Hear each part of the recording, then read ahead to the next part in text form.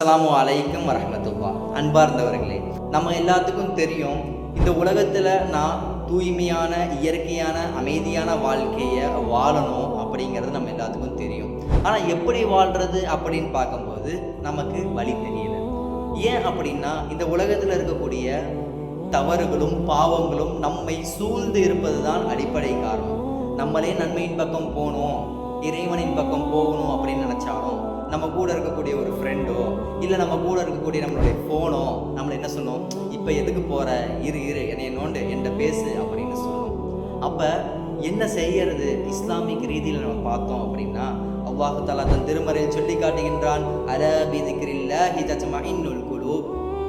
மனிதர்களுடைய அந்த இதயங்களுடைய அந்த அமைதி என்பது அல்லாஹுவை நினைவு கூறுவதில் மட்டும்தான் இருக்கின்றது என்று சொல்கின்றான் என்றால், அன்புமிக்கவர்களை சற்று சிந்தித்து பாருங்கள். உங்களுடைய இறைவனை நீங்கள் நினைவு கூறுவதன் மூலயமாக மட்டும்தான் நம்முடைய மனதுடைய நிம்மதியும் அமைதியும் இருக்கின்றது. வேறு எந்த மனிதர்கள் எதையெல்லாம் செய்தாலும் யாருனாலும் எதுவும் செய்ய முடியாது. அன்புமிக்கவர்களே, இறைவனின் பக்கம் திரும்புங்கள். இறைவன்தான் நம்மை படைத்தான், அவனிடத்திலே நாம் செல்லக்கூடியவர்களாக இருக்கின்றோம். அல்லாஹ் தஆலா நம்முடைய வாழ்க்கையை சிறந்த வாழ்க்கையாக ஆக்கியருள் புரிவானாக. அஸ்ஸலாமு அலைக்கும் வரஹ்மத்துல்லாஹி.